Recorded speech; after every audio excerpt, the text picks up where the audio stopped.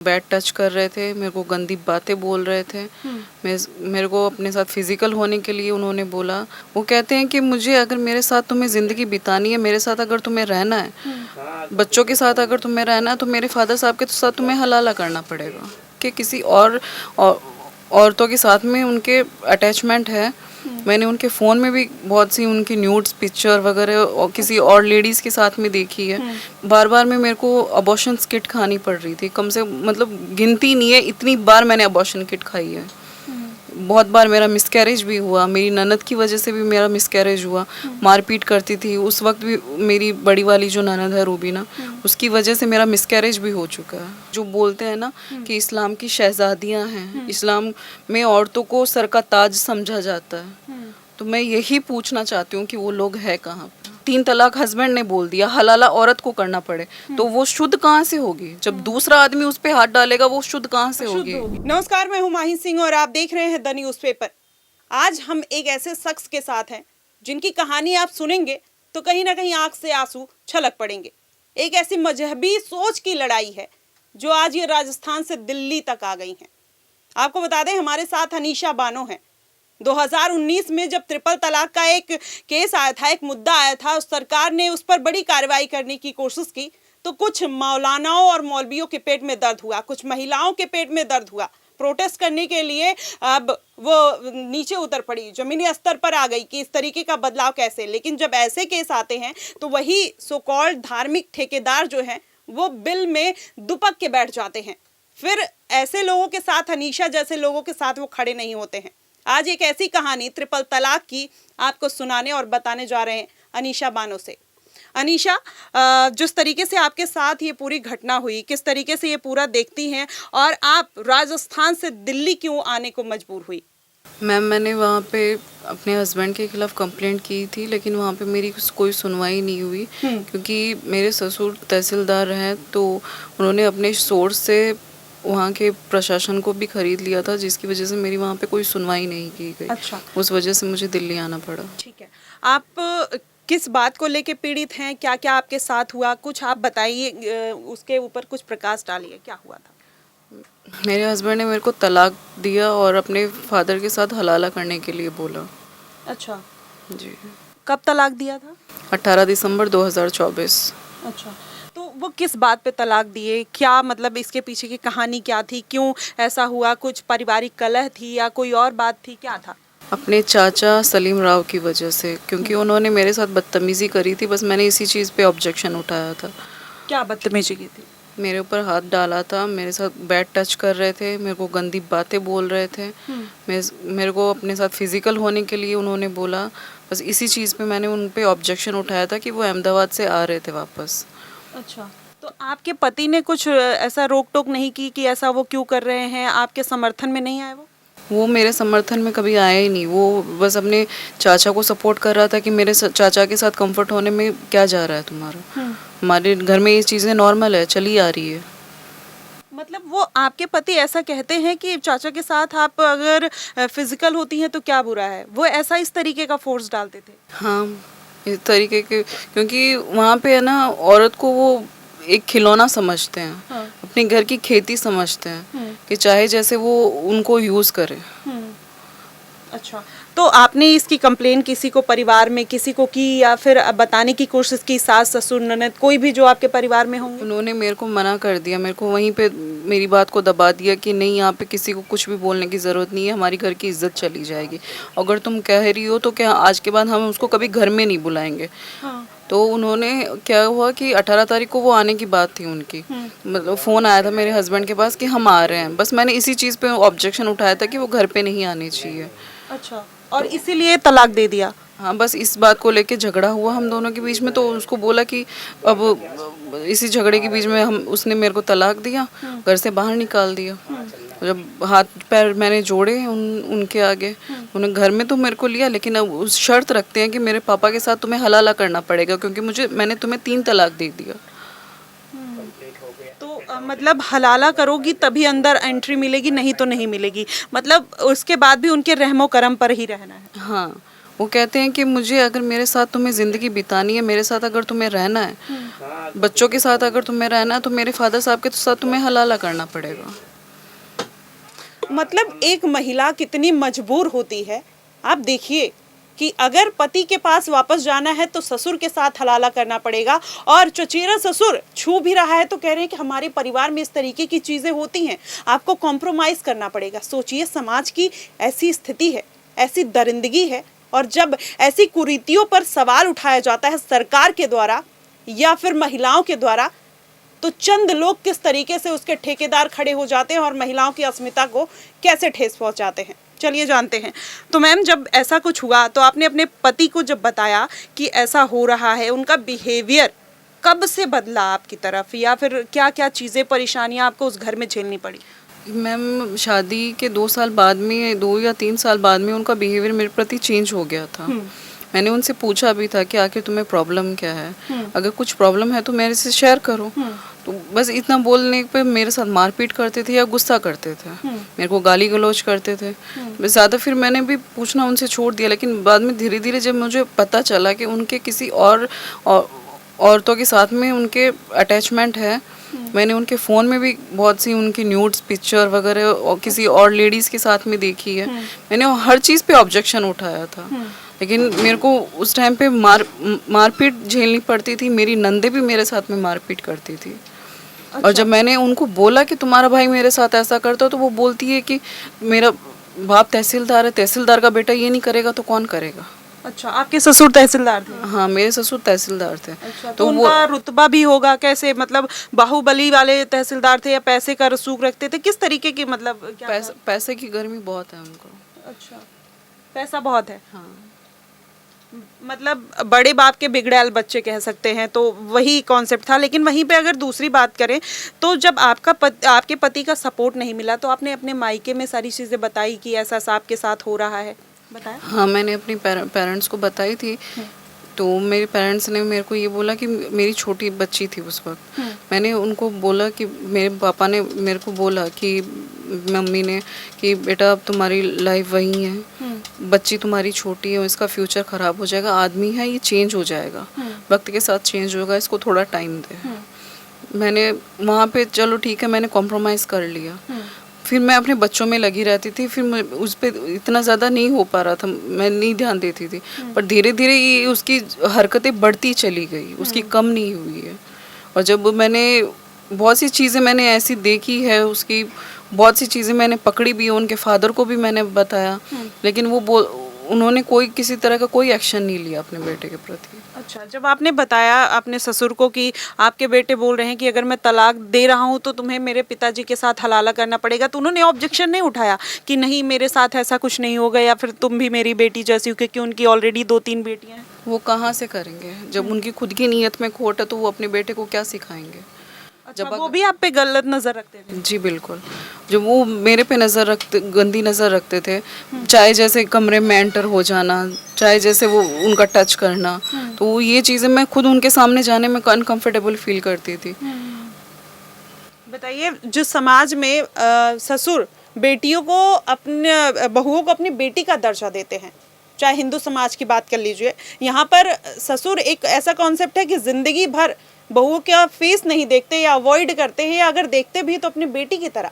लेकिन एक ससुर दबाव डाल रहा है कि मेरे साथ हलाला करो, यानी रात बिताओ, तब तुमको घर में एंट्री मिलेगी। आप सोचिए कि महिलाओं की स्थिति बद से बदतर कैसे कर दी गई है, और एक मजहब के द्वारा तो खास तौर पर। आप सोचिए किस तरीके की स्थिति। वहीं आप कितने बच्चे हैं, कब हुई आपकी शादी, किस तरीके का आपका प्रोसेस रहा, घर में रवैया कैसा था जब आपकी नई नई शादी हुई, और कितने साल बाद बच्चे हुए? मेरी शादी हुई थी 19 मई 2012 में, और 2013 में मेरी बेटी हो गई थी। उसके बाद में ऐसे 2 या 3 साल तक सब ठीक चल रहा था। तो वहाँ पे बस मेरे को यही चीज़ें उनके घर में इतनी यातनाएं मेरे को झेलनी पड़ रही थी। बार बार मेरे को अबॉर्शन किट खानी पड़ी थी मेरे हस्बैंड की वजह से। क्यों, मतलब उसके पीछे का क्या कारण था? वो नहीं, मेरी बेटी उस वक्त छोटी थी, वो बोलते थे कि नहीं इतनी जल्दी अब बेबी नहीं चाहिए। तो बार बार में मेरे को अबॉर्शन किट खानी पड़ रही थी, कम से मतलब गिनती नहीं है, इतनी बार मैंने अबॉर्शन किट खाई है। बहुत बार मेरा मिसकैरेज भी हुआ, मेरी ननद की वजह से भी मेरा मिसकैरेज हुआ, मारपीट करती थी उस वक्त भी। मेरी बड़ी वाली जो ननद है रूबीना, उसकी वजह से मेरा मिसकैरेज भी हो चुका है। शब्द नहीं है। और आपकी शादी के बाद मतलब कब बच्चा हुआ, कब आपका मन था बच्चे करने का, या बच्चे के लिए कभी ऐसा प्रेशर बनाया गया कि आप ये करो, इतने बच्चे करो? क्योंकि आप लोगों के मजहब में अगर देखा जाए तो ज़्यादा से ज़्यादा बच्चे करने का कॉन्सेप्ट है, ज़्यादा से ज़्यादा शादियाँ करने का कॉन्सेप्ट है। उस चीज़ के लिए कभी प्रेशर बनाया गया? जी, उस चीज़ के लिए प्रेशर नहीं बनाया गया, लेकिन मेरा हस्बैंड मेरे बच्चों को ये बात बोलता था कि तुम्हारे लिए नई मम्मी लेके आऊँ, दूसरी मम्मी लेके आऊँ, ये अच्छी नहीं है। अच्छा। उस घर में इन लोगों की मानसिकता ही ऐसी है कि बच्चों पर भी इनका गलत असर पड़ता है। तो ये शादी आपके रिलेशन में हुई थी या फिर कहीं दूर के किसी और ने कराया? मेरी मौसी है, उनके कोई रिलेटिव्स में हुई थी। अच्छा, रिलेटिव्स में। अभी ऐसे आप इतना परेशानी देख रही हैं, कभी ससुर का, सास का या कभी नंदों का कोई कॉल आया कि हम आपके साथ खड़े हैं या आप इतना परेशान हैं, या कुछ भी मतलब किसी का सपोर्ट वहाँ से? वहाँ से मुझे कभी किसी का सपोर्ट नहीं मिला। जब मैं उनको ये चीज़ें बताती थी ना, तो वो मेरे को ये बोलती थी कि तुम्हें किसी चीज़ की कमी नहीं रख रहा ना, वो चाहे कुछ भी करे बाहर। मेरी सास के वर्ड थे कि बाहर कुछ भी करे, आदमी है, अब उसके पीछे पीछे तो हम घूम नहीं सकते। आखिर रात में तो तुम्हारे पास ही आएगा ना, जाएगा कहाँ? अच्छा। उनकी सोच ऐसी थी, तो वो बच्चों को क्या शिक्षा देंगे अपने बच्चों को? तो जब परिवार का साथ नहीं है, रिश्तेदारों का साथ नहीं है, तो जो आप जिस समाज से आती हैं वहाँ से आपको कोई सपोर्ट मिल रहा है? जी, वहाँ से सिर्फ लोग तमाशा देखने के लिए हैं। हमारे जो छिपा समाज है, वहाँ पे सिर्फ तमाशा देखा जाता है। वहाँ पे बेटी के साथ क्या हो रहा है, क्या नहीं हो रहा है, कोई नहीं बोलेगा। अब जब ये सब मैं यहाँ पे आके ये सब चीज़ें मैं खुद कर रही हूँ, अकेले लड़ रही हूँ ना, तो उनके वर्ड्स ये हैं कि वो धर्म के नाम पे वो चीज़ें कर रही है, लड़ाई हो जाएगी, ये हो जाएगी। क्यों हो जाएगी लड़ाई? मैं अपने हक के लिए लड़ रही हूँ, अपने बच्चों के लिए लड़ने आई हूँ, उन औरतों के लिए लड़ रही हूँ जो इन चीज़ों को झेल रही है। कभी ये जैसे आपने बोला समाज का, लेकिन जो ठेकेदार आप पर उंगली उठाते हैं, समाज के धर्म के जो ठेकेदार हैं, सो कॉल्ड कहने वाले कि हम महिलाओं की इज्जत के लिए खड़े रहते हैं, कभी ऐसे लोगों का भी सपोर्ट आया? कभी ऐसा फ़ोन आया कि नहीं हम तुम्हारे साथ हैं? किसी का भी? किसी का कोई सपोर्ट नहीं आया। वो ये जो बोलते हैं ना कि इस्लाम की शहजादियाँ हैं, इस्लाम में औरतों को सर का ताज समझा जाता है, तो मैं यही पूछना चाहती हूँ कि वो लोग है कहाँ पे? मेरी धर्म को लेके लड़ाई नहीं है, मैं इस्लाम पे उंगली नहीं उठा रही कि इस्लाम अच्छा नहीं है, इस्लाम बहुत अच्छा है, लेकिन ये जो इस्लाम में जो गंदी मानसिकता वाले लोग हैं ना, इस्लाम इनकी वजह से बदनाम है। आप इस्लाम का जिक्र कर रही हैं, कभी आपने इस्लाम कुरान पढ़ने की कोशिश की, उसमें ऐसा कुछ लिखा हुआ है? नहीं लिखा, पढ़ी है मैंने कुरान। वहाँ पे कहाँ पे लिखा है? जब औरत को इतना बड़ा दर्जा उसमें दिया गया है, तो उसमें ये कहाँ से लिखा आएगा कि औरत की आबरू पर हाथ डाला जाए, औरत की इज्जत पे हाथ डाला जाए, कि हलाला करने पर उन और मतलब 3 तलाक हस्बैंड ने बोल दिया, हलाला औरत को करना पड़े, तो वो शुद्ध कहाँ से होगी? जब दूसरा आदमी उस पे हाथ डालेगा, वो शुद्ध कहाँ से होगी? बिल्कुल बिल्कुल। तो आपको लगता है कि महिलाओं से ज़्यादा 72 हूरों का कॉन्सेप्ट आप लोगों में, जैसे घर में जो बेटियां परेशान हैं, जो आपकी तरह पीड़ित हैं, उन पे लोगों का ध्यान नहीं जा रहा है, 72 हूरों पे ज़्यादा कॉन्सेप्ट चल रहा है, तो वो कैसा लगता है कि ये समाज का एक दोगलापन लगता है, एक धर्म के नाम पर एक दोगलापन किया जा रहा है? ये दोगलापन ही है। 72 हूरें कहाँ से मिलेगी? कहाँ से मिलेगी? जब तुम यहाँ जिस औरत के साथ तुमने शादी करी, जब तुम उनके साथ ही वफादार नहीं हो, तो तुम्हें 72 हूरों के कौन सपने दिखा रहा है? कहाँ से 72 हूरें मिलेंगी तुम्हें वहाँ पे? कभी आपके रिश्तेदारी में या समाज में कभी आपने किसी के साथ हलाला देखा था होते हुए, या सुना था, या कभी हुआ था? मैंने ये मेरे ससुराल में ही जाके देखा। मैं भी मुस्लिम हूँ, मेरे फैमिली में कभी, मेरे परिवार में और यहाँ पे ये हलाला जैसी चीज़ें ही नहीं है, ना कभी सुना है मैंने। जब पहली बार सुना तो आपको कैसा महसूस हुआ? बहुत ही घटिया महसूस हुआ था, बहुत ही चीप लगा था कि ये चीज़ें भी इस्लाम में होती है, बट ये चीज़ इस्लाम में नहीं है।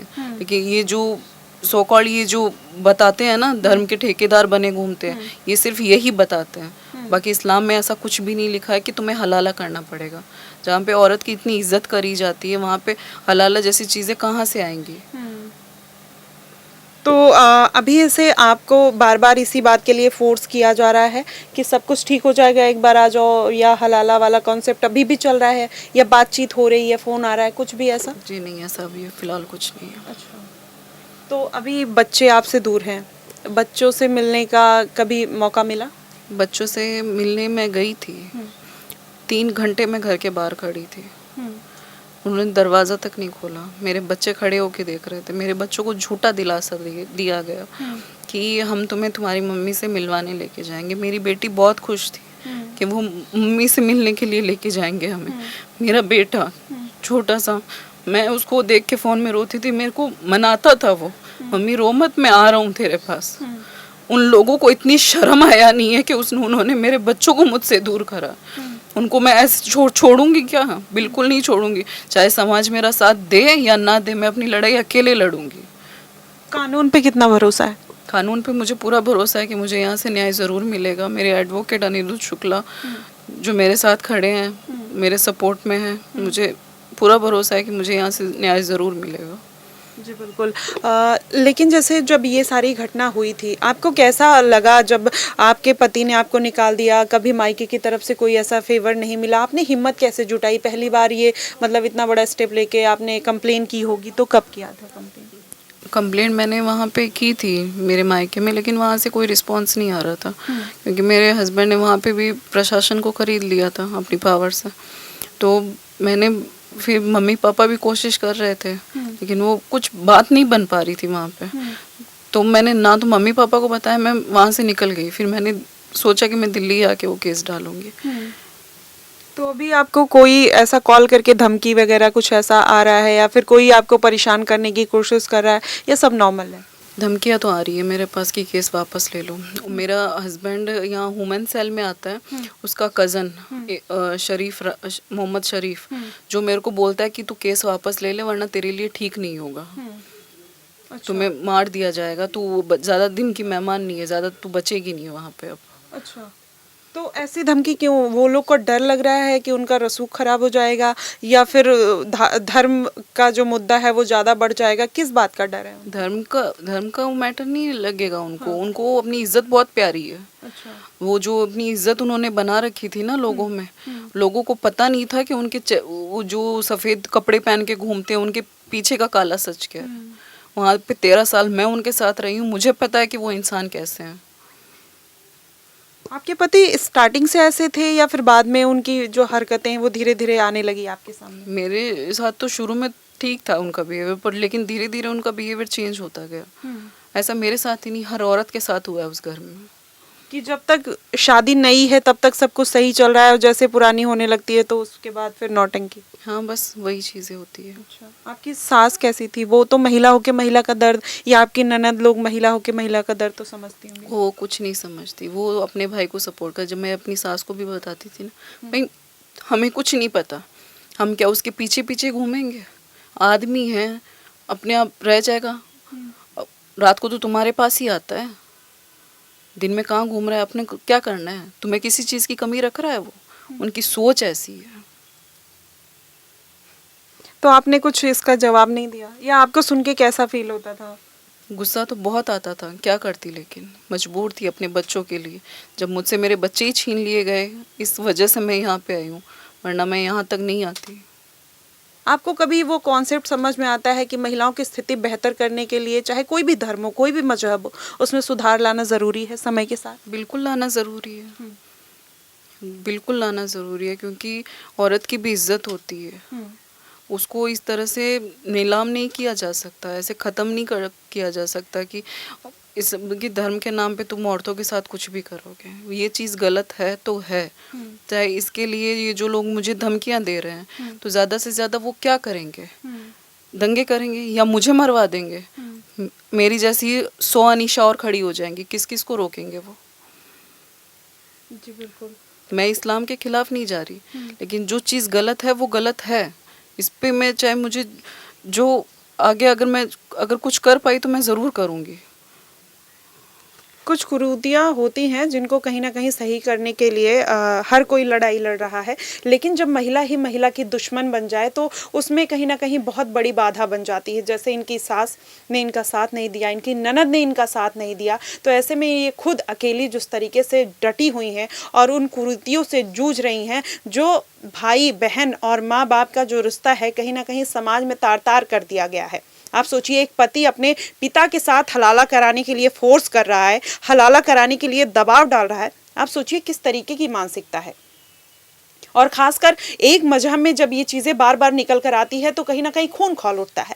कभी मैम आपने सोचा है कि जब इस तरीके की चीज़ें, जहनी मानसिकता एक ही समुदाय से आती है या लगातार आती है, तो आप क्या चाहती हैं कि आप तो ये चीज़ फेस कर रही हैं, लेकिन आप क्या चाहती हैं कि आने वाले दिनों में और लड़कियां फेस ना करें या फिर वो अपने लिए आवाज़ उठाएं? कभी सोचा आपने? मैं यही चाहती हूँ कि हर लड़की आवाज़ उठाए, अपने हक के लिए आवाज़ उठाए।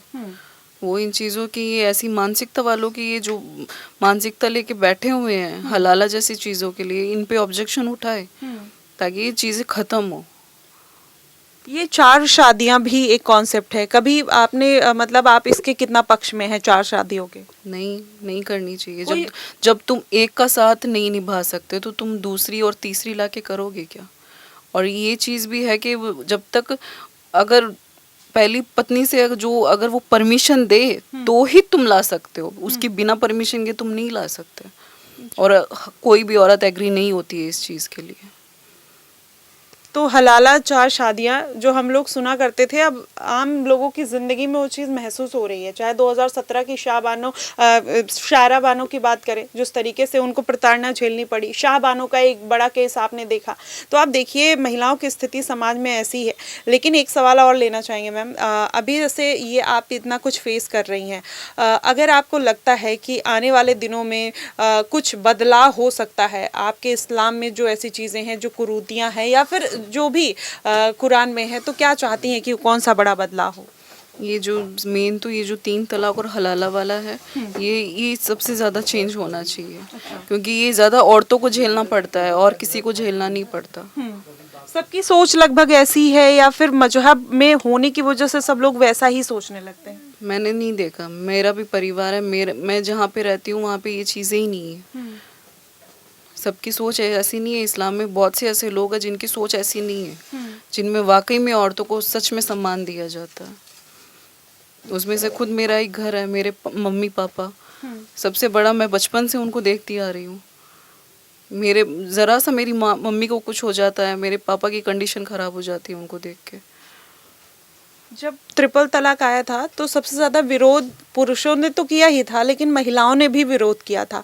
बुर्के को लेकर भी सरकार एक फैसला लेके आई थी। उसके बाद भी जैसे स्कूल में छोटे बच्चों को बुर्का नहीं पहनना है, या फिर जब इक्वालिटी की बात आती है तो उसमें कुछ महिलाएं भी होती हैं जो बढ़ चढ़ कर हिस्सा लेती हैं कि नहीं, ट्रिपल तलाक जो है वो अच्छा है, बुर्का पहनना अच्छा है, ये पहनना। तो आपको क्या लगता है कि वो कितना सही है या उस कॉन्सेप्ट पे कितना काम करना चाहिए? देखो, बचपन से उनके दिमाग में वही चीज़ें भरी जाती हैं।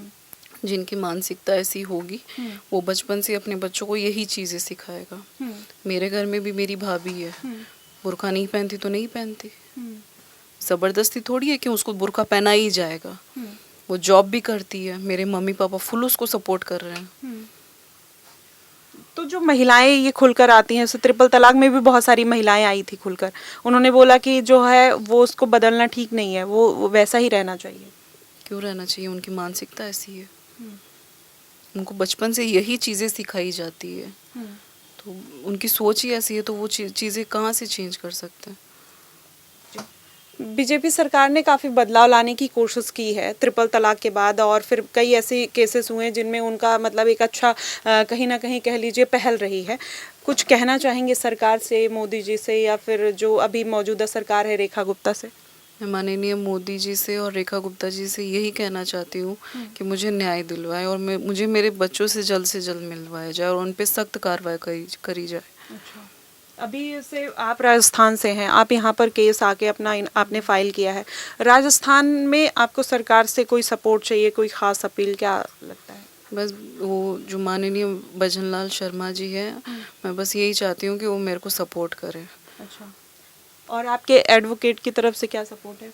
मेरे एडवोकेट का मुझे फुल सपोर्ट है। यही है जो मेरा पूरा केस देख रहे हैं। आज अगर दिल्ली में मैं यहाँ पे हूँ भी, यहाँ पे टिकी हुई हूँ ना, तो वो इन्हीं की वजह से हूँ। ठीक है, अभी हम एडवोकेट से भी बात करेंगे, लेकिन उसके साथ एक सवाल आपसे कि महिलाओं को आप सबसे बड़ा मैसेज क्या देना चाहेंगी, जो चीज़ आप फेस कर रही हैं, सबसे बड़ा मैसेज कि हाँ, जो आज के समाज की इन कुरीतियों को छोड़कर अपने ही मेन धारा में कहीं ना कहीं एक कह लीजिए कि ऐसी चीज़ों से जुड़ना जो महिलाएं सबसे ज़्यादा फेस कर रही हैं समाज में। मैं उन महिला को यही कहना चाहती हूँ कि इन चीज़ों को घर में बैठ के घुटने से अच्छा है कि वो अपनी आवाज़ उठाए।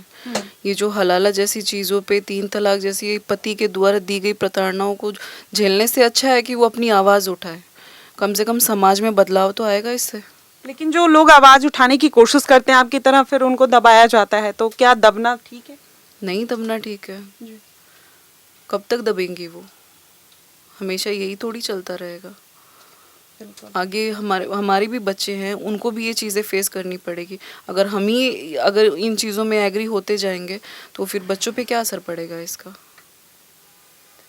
तो देखिए, अभी ये रही अनीशा की कहानी, जिस तरीके से ये सारी चीज़ें फेस करनी पड़ी। ना सास का सहारा, ना ससुर का, ना ननद का, ना पति का, किसी का सहारा नहीं है। मायके वालों ने भी कहीं ना कहीं उस चीज़ में कॉम्प्रोमाइज़ करने के लिए एक प्रेशर बनाया था।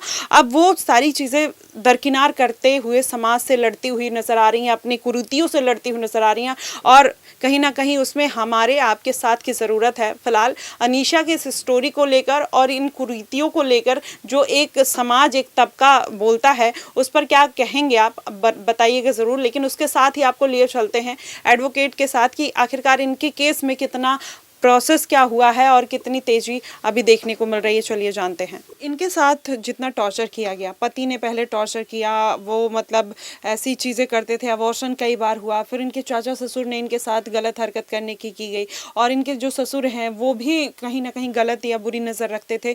तो इन सब में उन लोगों के ऊपर क्या कार्रवाई होगी? जो बातें इन्होंने मुझसे बताई हुई हैं, मैंने पुलिस कंप्लेन फाइल कर रखी है। DV act, domestic violence act के तहत मैंने केस फाइल कर रखा है, जो कोर्ट में पेंडिंग है। मैंने इनके भरण पोषण के लिए भी केस फाइल कर रखा है इनके हस्बैंड के खिलाफ। और जो घरेलू हिंसा है, जो इस तरीके की घरेलू हिंसा इनके घर में हुई है, उसके लिए भी हमने केस कर रखा है, जो पेंडिंग है, जो इस पे प्रोसेस ऑलरेडी चल रहा है। महिला आयोग में इनका केस चल रहा है अभी, और इसमें नोटिस उनको हुआ, और इनके हस्बैंड और उनकी पूरी फैमिली वहाँ पे आई है, और अपना पक्ष रखने के लिए उनको कहा गया है। लेकिन वो लगातार इनसे दबाव बना रहे हैं कि समझौता कर लो और कि केस ख़त्म करो। इनको ऑफर पैसों का दे रहे थे, लेकिन इन्होंने उसके लिए मना कर दिया। इन्होंने सीधे कहा कि नहीं, मुझे कोई समझौता नहीं, जो इन्होंने बताया, क्योंकि वहाँ पे मैं नहीं जा पाता हूँ, वहाँ पे इनको खुद ही जा कर के उस ट्रायल को फेस करना है। लेकिन इन्होंने उस पे समझौता, पैसों पे समझौता करने से मना कर दिया, क्योंकि इनकी लड़ाई सिर्फ पैसों की नहीं, एक अस्मिता की लड़ाई है कि किस तरीके से हम अपने समाज, अपने अधिकार की लड़ाई लड़ करके कैसे अपनी अस्मिता, अपने अस्तित्व को कैसे बचाएं। ये लड़ाई इनके अस्तित्व की है। अस्मिता के साथ साथ इनके बच्चों की भी लड़ाई है। बच्चे इनके साथ नहीं, लगभग 1 साल हो गया है, तो वो कैसे, क्या लग रहा है कि उसमें प्रोसेस में क्या पति के पास बच्चे रहेंगे या फिर अनीशा को वो बच्चे मिलेंगे? देखिए, जैसा कि हमें अभी पता है कि अपने डोमेस्टिक वायलेंस एक्ट जो अभी बना हुआ है 2005 में, उसके तहत इनको विजिटेशन राइट है, अपने बच्चों से मिल सकती हैं, उनसे बात कर सकती हैं, उनसे एक समय फिक्स कराया जा सकता है कोर्ट के थ्रू, और उनसे वो मिल सके।